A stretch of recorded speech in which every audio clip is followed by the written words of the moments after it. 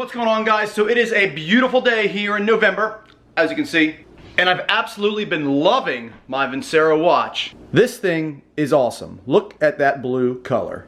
You know, it's funny because I was never really a watch guy. I just didn't wear them at all. But after finding this and seeing this company, and not just that, but seeing the competitive and affordable prices that these watches are, it's like a no-brainer. This was my second watch by them, and I find myself wearing this actually more than my red and black one. I don't know why. I just love that color, and just the fact that it's nice and sleek. It's very simple, and you know, like I said, I'm not a watch guy, but this looks like something that could be at least $1,000 or more. And I think you guys will be just as surprised as I was when I checked these things out and saw how inexpensive they were. And not just that, but the fact that the holidays are just around the corner, they've been kind enough to present me with, you guessed it, a discount code, NICZL1, at checkout for 15% off. I'll have all that info below in the description for you guys.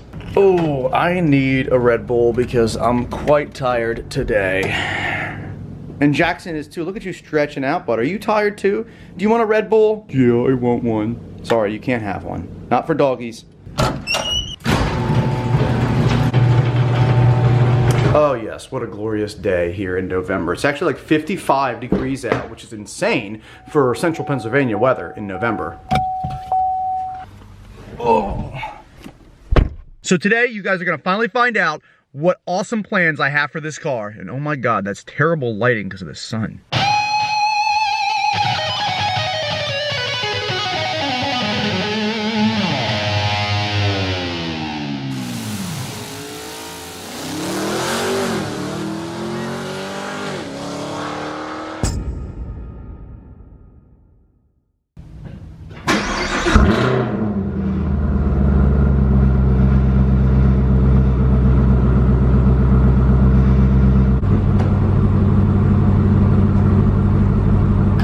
My trunk is open.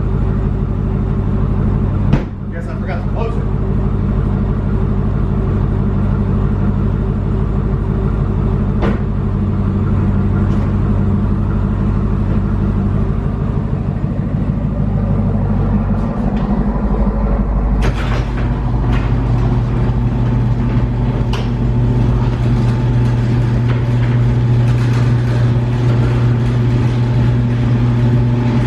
So I'm sure you guys are all wondering about the situation that happened a couple days ago on my video. And while we're kind of in traffic right now, I figured I would just kind of clarify a few things that have been said through obviously thousands and thousands of comments. One thing I've learned about YouTube is everybody loves drama, and people even create it even if it's not there. I got a ton of comments on the video, and you know, there were people that were blaming me, blaming Nitrous Outlet, blaming CSP, Complete True Performance, the place I took it, and blaming Andy. There's 4 people that everyone is blaming. The end of that video was just meant for me to state the facts of what happened, and that's all I really wanted to do, because you can never state enough facts, let's be honest here, because the minute you miss something, somebody's gonna point it out and blast it in the comments and say a bunch of crap about it that they don't even know. I kept it very light, I kept it very simple, and told you guys the basics of the situation and what all basically happened. Now, I'm gonna clarify a few things here right now, just so we can lay to rest some of the, I guess, assumptions that have been made. First off, Nitrous Outlet is not to blame at all. A lot of people were blaming that company, saying that they sent me the wrong parts, they sent me the wrong nitrous jets. That's entirely not true. You know, the Nitrous Outlet kit that I ordered is the kit that everybody would get. If they ordered the plate setup, the blower plate setup for a 5th gen ZL1, they will get the exact same thing, no matter what you say. Now you can option out, you know, if you want a standalone fuel system or not for it, but for the basic gist of the actual kit, it all comes with the same stuff. And it all comes with a variety of jet sizes, ranging from a 100 shot up to a 300 shot. You get all these jets with it, and it's basically up to whoever installs the parts in the car to choose the appropriate jet sizes depending on what the driver wants, you know? So like I said, Nitrous Outlet is not to blame. Please stop blaming them. They have been an amazing company to work with, and I hate to see people talk shit on a company that is awesome. Secondly, people have been blaming me for ordering the wrong parts mainly, or for not knowing my vehicle and for not checking myself and all this. I'll admit, like, obviously I told you guys before, I don't know everything about cars, you know, but that's also why I take my cars to other people and put my trust in them to build it to be amazing. I mean, I would love to eventually learn how to, you know, replace a camshaft or like do whatever. You know, I am learning. I've learned a lot in a year about cars, and I'm going to continue to learn as much as I can, but at this point I just don't have the time, you know, with my job and then YouTube and everything else in my life. Like, I just don't have the time to sit down and really buckle down and just learn a trade. Until then, I'll still be taking my cars to shops because I want the work done right. I don't want to screw up something on my own car. The other party that was blamed was the place I took my car, Complete Street Performance. Those guys actually apologized to me that night. I didn't really say this in the video, but they apologized to me and they said, look, man, we're completely sorry that this happened. You know, we learned our lesson to now check every single nitrous jet that comes into this shop. And they made a statement to me. They said, you know, we normally don't check stuff like that. They look over the car when it comes into the shop. So like when somebody gets a car that's been worked on from another shop, they're gonna obviously look over it and see if they can find any weird issues, and they're gonna fix it on the spot. They did that. They did fix a few things on my car when it came into that shop that they found that was not right. So, and I obviously thank them for that. And that's them sort of looking out for the customer and also kind of looking out for their own ass so nothing happens there. But they can't go over everything. Like, they're not going to rip out a camshaft on a car and be like, is this installed correctly? Like, no, they're not going to do that. They're going to obviously ask the customer what's been done to the vehicle and confirm all that, and that'll be that. People blaming them for, you know, not checking, it's their complete fault that it wasn't checked over, they should have checked the jets.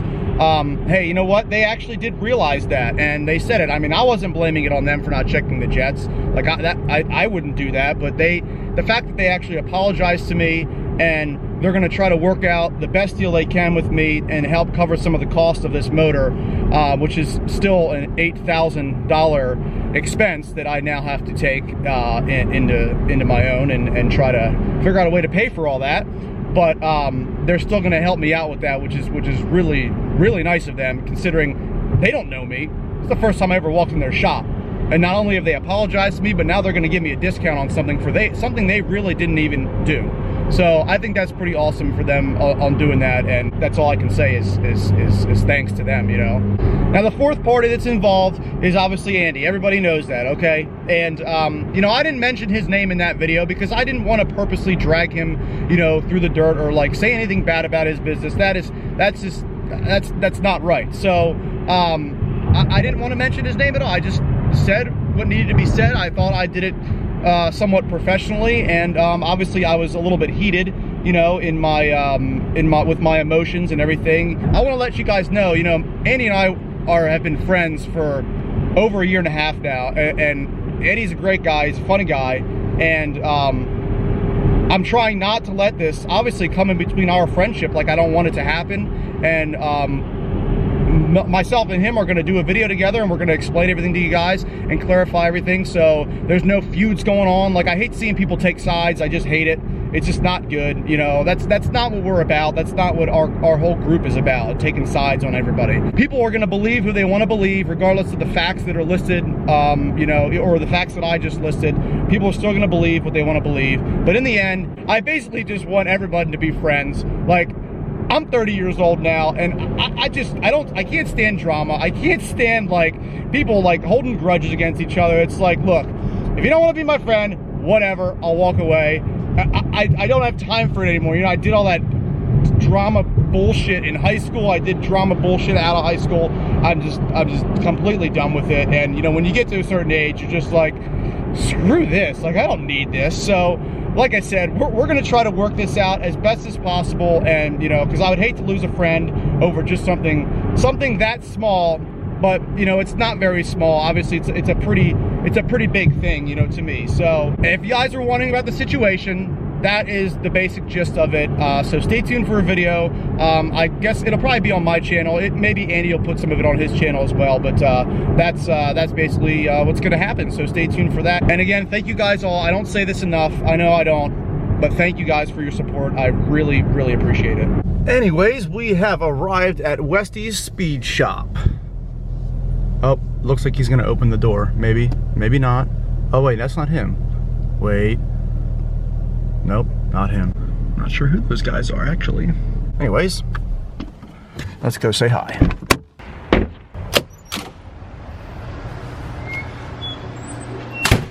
Westy. Right there, away. Westy, is that you?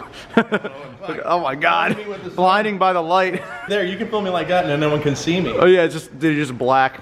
I'm like an orb. What's up? Million things. Yeah. How about you? Million in one things. A million in one thing? Yeah, so just a little bit more than you. You've got me beat then. Yeah. By one. No work today? Oh, I worked 6 to 2. You already put in your hours. I already put in 8 hours, yeah. You've already been enslaved for the day. Oh, you got a fancy new rig there? Yeah, dude, you know about this. I didn't know about it. Yeah. That's why my videos are so high quality now. Makes sense. It's all cinematic. Oh, yeah. It's a nice rig. Look at that. See, it's focusing on my face and yours at the same time. Wow. And somehow it's focusing on Steve's too. By the way, Steve Fast is here, ladies and gentlemen. So Westy and I are here to reveal a pretty sweet build coming to you this winter. The 2017 ZL1 is getting a turbo setup. It's revealed. And we are obviously removing the blower, and Westy's gonna fabricate a custom turbo setup for this car. There are a couple out there, a couple twin turbo systems for the 6th gen ZL1. But I'm gonna have Westy make his own. If we go twins, we might do a big single. I don't know. I guess Westy, that's kind of, what do you think is gonna be best for this car? Twinskies. Twinskies. Yeah, this is gonna be a street car, not a drag car. So I think we're better to do Twinskies. You're gonna have a better driving experience. Coolant bottle's gotta move, and this has gotta move. You've got to move. So those of you guys that don't remember Westy, he's the guy that put in the 10-point chromoly cage in my 5th gen. Indeed. And did an awesome job with it. So I trust his fabrication skills. He's also done turbo builds before on cars, and I think he's gonna make a cool setup for this. So right now we're just checking the car out, and he's gonna, I guess, figure out how much room really this car has for twins. It's got a lot of room. This side's a little tighter because of the electronics, but I mean, it's not that big a deal. I mean, even if we were only going to put a single on, we'd still need to get exhaust from this side to the turbski. So yeah, we'd still have the challenge, you know, the spatial constraint, the challenge. So the good thing about the LT4 as compared to the LSA in my 5th gen, it holds a little bit more power stock than an LSA would. So we can push the turbo setup a little more with just the engine as is. Down the road, if I want to build it up, obviously I could do the same thing, you know. So by the way, since this blower is coming off, I will be selling it. If any serious interested parties, I have had some guys asking me about my car parts, and I've actually sold some car parts to some subscribers. So if you guys are seriously interested in that blower or any of the other parts that will be taken off this car, by all means, send me a message. And if you guys are wondering what that is Al Oppenheiser's signature. He is the chief engineer of the Camaro. I met him in Camaro Fest earlier this year, and he was kind enough to sign both my ZL1s, and there you can see the date, July 15th, 2017. Awesome guy. So it's pretty cool I have that. We got to keep that, Westy. That needs to stay there. Yeah, we'll let that there. In memory. Well, not in memory, but just out of just because, yeah. Just because. Need a piece of Excel over that. Keep that all protected.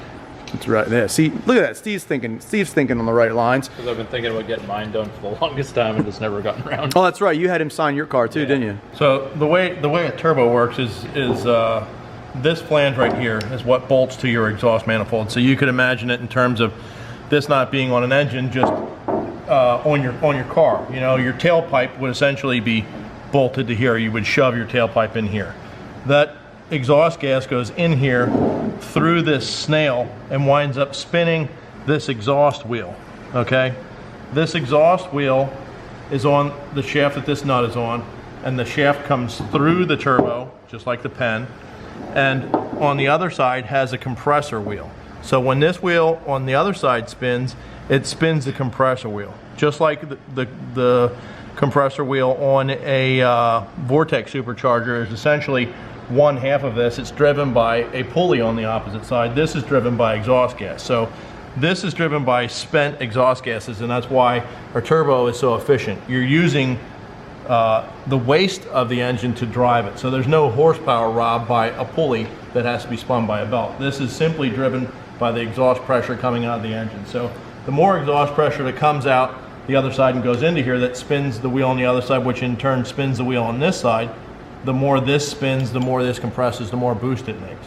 Mm-hmm. So when that compresses this air, the fresh air from atmosphere is drawn in through here, is compressed by this spinning wheel. The compressed charge is then sent out this snail and into your engine. Now obviously it depends on whether you have a intercooler or not. This could go directly into your engine. If you have an intercooler system, this would go through a set of plumbing through an intercooler, which is an air-to-air interchange intercooler, which takes some of your heat out of your air-cooled charge, out of your pressurized charge, and then sends a cooler air charge into your intake. Talking about intercooler, like what setup do you think we should do on my car? I think that we should do a twin intercooler, similar to this one over here. This is a 370Z that's in, has a twin setup, and the motor popped. So I'm in the process of tearing it apart. Going to be rebuilding this guy's motor and you know, putting the twins onto this motor when it's rebuilt. Yours, well, you know, in retrospect, yours doesn't have two throttle bodies, so maybe we just do a 2-into-1. We'll fabricate a custom intercooler for it. We won't buy one. So okay, we'll make something pretty cool. And what about the intake manifold? You want to intake manifold? I'm not sure. We'll see what's available, and if there's something that's readily available that fits the bill, we'll do that rather than waste time making one. Yeah. But we can certainly build you a intake manifold as well. Yours, the pipe would come in from either side on the bottom into a core, and then pipes would come in from either side. Then it would have a single outlet on the top, which would just go right into your throttle body. So that'd be the intercooler setup on my car, basically, right? Yeah. Right there. When you look at a standard intercooler, like, you know, an eBay intercooler, you know, your intercooler is like this, and it has a pipe out either side, right? And it flows in this direction. You know, if you look at it, it's got the bars that go side to side, so that it passes through. Right. This one would be up and down. Up and down. The bars would go up and down. Because it's going to pass. This would come. The airflow would come in and go up, and would come in and go up. Yeah, it makes sense. This is just a Sharpie drawing on a metal table, but in a couple months, it'll be real. It's going to be real. So, you know, the reason I'm doing this too is because a lot of people are just doing the safe route and just modifying the supercharger, modifying the pulleys, just the generic stuff, bolt-on stuff to make some good power, and it'll make you guys good power just by doing simple bolt-on mods and stuff. But I think I'm going to take it, like I said, a different route, stand out a little bit from the crowd. There's only a couple guys I actually know that are doing any sort of twin turbo setup on this car. There is a company that made a setup, but I don't even know who it is. It's very new still, so I don't even know really the reviews. There haven't been any reviews on it. So, but we're gonna do a custom setup on it. We're gonna try to make the most power we can out of the car. I know it's gonna make some good power. We're gonna have the car tuned at Complete Street Performance. Those guys specialize in LS and LT stuff, so I'm excited for them to help me out. And Westy said he's also going to be making a jig for this setup. So if everything works out, if everything goes great with this car and you guys are interested, those of you with a 6th Gen ZL1 want a twin turbo setup, it's definitely going to get jigged. You know, it's a great platform to be able to build a turbo system for, and that's one of the reasons I'm super down to do it. I can jig it and be able to reproduce it, and you know, maybe we'll turn this place into a manufacturing place and just build turbo sets all day for ZL1. Any Camaro, really. Right, and and the cool thing is you got a strut brace for jigged strut brace too. So for 6th Gen SS, I don't know, do you think it'd fit on the ZL1? I think it would, yeah. We can check that, but well, it'll definitely fit on the new setup. So either way, Westy's Speed Shop, check him out on Facebook. And do you have anything else? Facebook, just. Space Mountain Supercars on Instagram. Oh, there you go. Facebook is Westy Speed Shop. There you go. I think probably there's going to be some other products in the works for the 6th Gen Camaro. There's going to be some other things we're going to have to, you know, figure out and upgrade to make this car work the way it should. Yeah. You know, like you said, the stress bar, probably some suspension components or whatever, you know, subframe connectors, whatever it needs, you know, we'll figure it out and make this car work. I'm excited. Are you? Oh, yeah. So what about you? You excited? Oh yeah. Car, are you excited? Well, I guess that's good enough for me. It kind of looks scared. Might be scared. Anyways, guys, back at home now, and thank you for watching this video. I hope you enjoyed it. Let me know what you think about the new mods coming to the 2017. And I want to give a special thanks to Westy for taking this project on. I'm really excited to see what he can do with the car. Look at the doggy in the darkness. Jackson! Say bye to everybody. Say bye. Say bye. Stay tuned for next video, guys. I'm going to be doing a mail time. I haven't done one in a long time. I understand that I've got some stuff to open for you guys, and I've just been running out of time for these videos. They've been longer than normal, so I don't want to put in this video and make it extremely long, so I'm going to save it for the next video, so please stay tuned for that. And as always, be sure to hit that subscribe button, and have a great day.